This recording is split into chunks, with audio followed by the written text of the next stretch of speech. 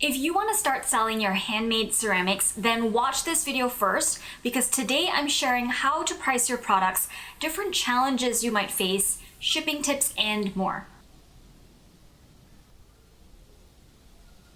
Hi, my name is May Pak and I help makers, artists, and designers make a consistent living from selling their handmade products online. First, let's talk about the advantages of starting a ceramics business.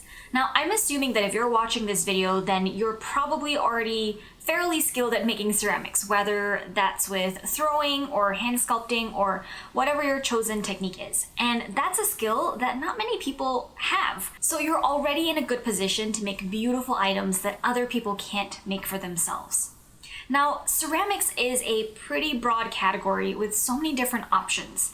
You can create almost anything from everyday items like mugs or salad bowls to expensive art pieces. You can make things like jewelry or planters or yarn bowls. Of course, you will be driven by your particular set of skills and passions, but just know that there is a lot of room for flexibility in the business, which is a great thing to have. So unless art pieces are your specialty, you'll most likely be pricing your items at a relatively affordable price point. That is, you aren't trying to sell a $2,000 piece of fine jewelry, right? Depending on your items, you'll probably be under the $150 mark, which means that your items are likely to be accessible to a pretty large audience, which is a great place to be for your business. With that being said, there are a number of challenges that you need to look out for. One challenge is that ceramics are fragile, and except in the case of jewelry, they're probably also quite heavy. Both of these factors mean that it's difficult and expensive to ship. So you'll want to take extra care in your packaging to make sure your customers receive their product in one piece. Another challenge is that there is a significant cost to operating. You may decide to purchase your own kiln, which requires an upfront cost. Or you may choose to rent kiln space, which would be a recurring monthly cost. Then if you throw, you have the cost of owning or renting a wheel. No matter how you slice it, making ceramics requires overhead that you'll need to factor into your business. Something else to think about is the competition. While ceramics isn't as crowded of a market as some others, it is still pretty competitive. So helping your business stand out from the others around you is crucial to success. Okay, so now let's talk about the products that you're going to make in your shop. You absolutely need to be selling designs that people actually want to buy, right? Because the mistake I see a lot of beginning business owners make is making products that they, as the artist, loves making. And sometimes, unfortunately, that's just not the same thing as what people want to buy. Now, you're likely already drawn to one type of product over another based on your own interests and skills. So use that intuition as a starting point. If you love crafting one-of-a-kind vases, you'll be bored out of your mind making hundreds of identical mugs every week. Once you have a few product ideas, you want to think about what they all share in common so that your shop has a cohesive, common thread running through all of the products that appeal to a specific group of people. This is called a niche. So for example, let's say that you create tableware done with raku glaze, or whimsical mugs that feature cute little animals, or maybe jewelry with delicately sculpted flowers, or super modern geometric porcelain vases. You get the idea. Just make sure that what you're offering is something people want.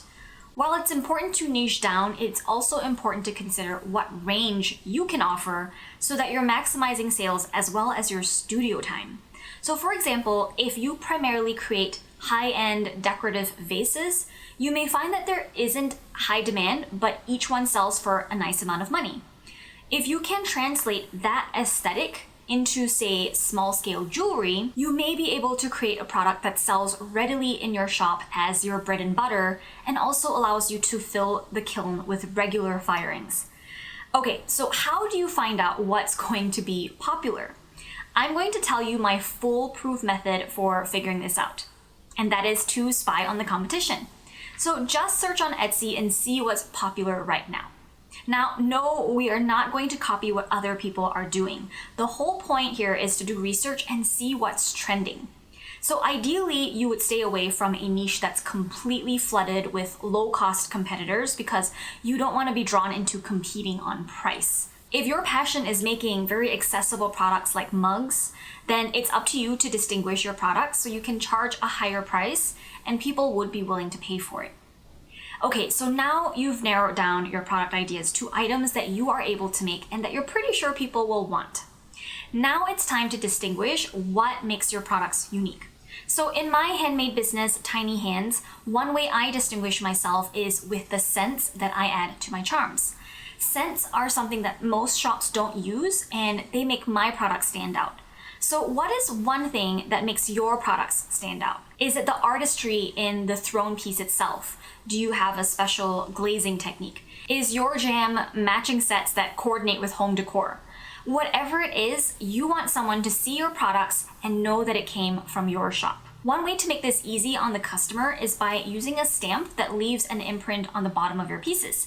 This is really important for branding reasons. For example, people may give your item as a gift without including packaging information, so you want people to know where the piece came from so they can come back and purchase more from you in the future.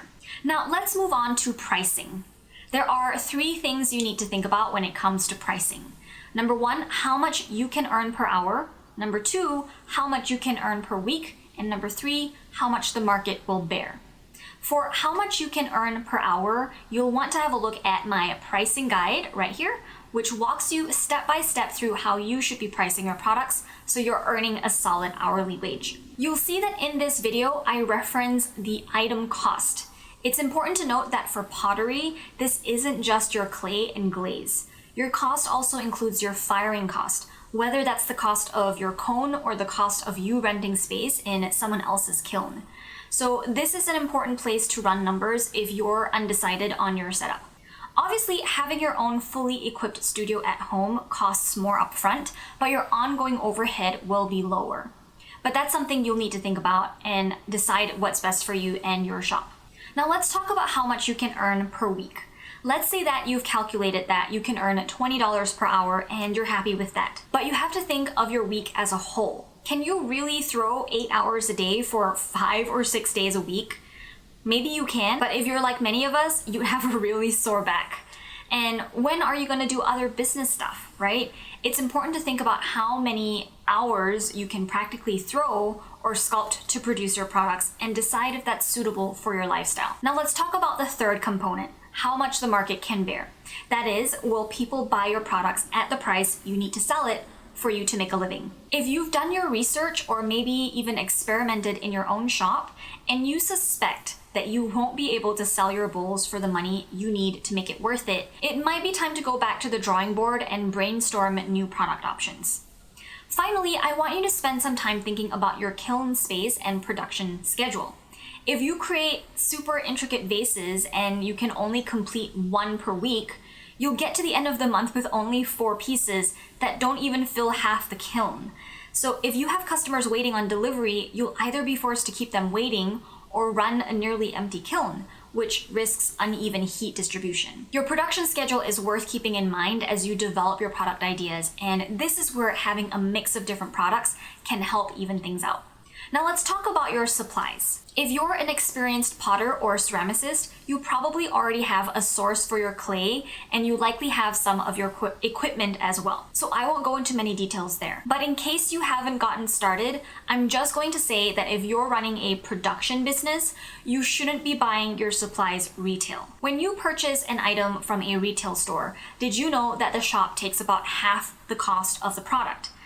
That's right, the wholesale price on many items is about 50% of the retail price. So if you bought something for $20 at a craft store, you could probably have paid half of that price. And if you're purchasing in significant quantities of any product, you should be able to purchase it at that wholesale price or at least at a discount from retail.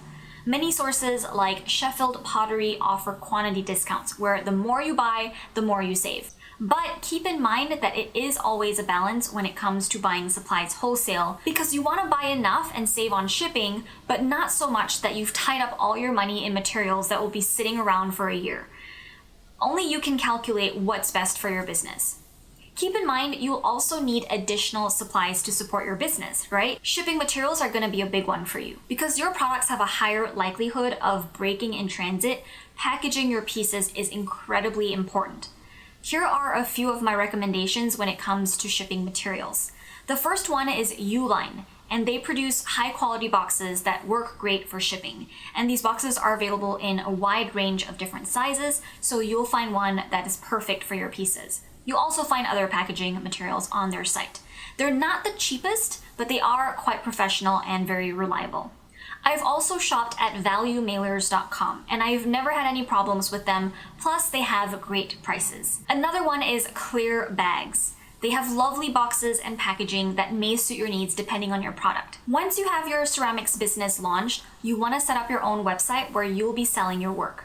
I talk about why your own website is better than Etsy in this video here if you want to check that out. You're also going to need a great collection of photos of your products. It's great to get what are called lifestyle photos, which are your items in real life situations.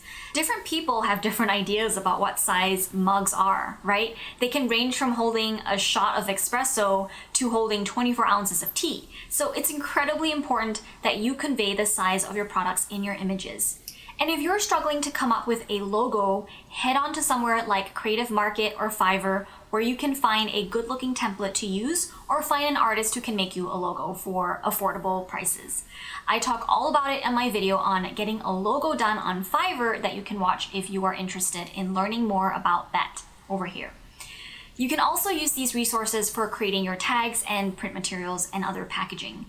And like a template goes a long way, so you don't have to do everything from scratch every time, okay? So once your business is open, it's time to promote it. Right away, you will want to start gathering emails for an email list. You can use something easy and free like MailerLite to host a list of up to 1,000 subscribers for free.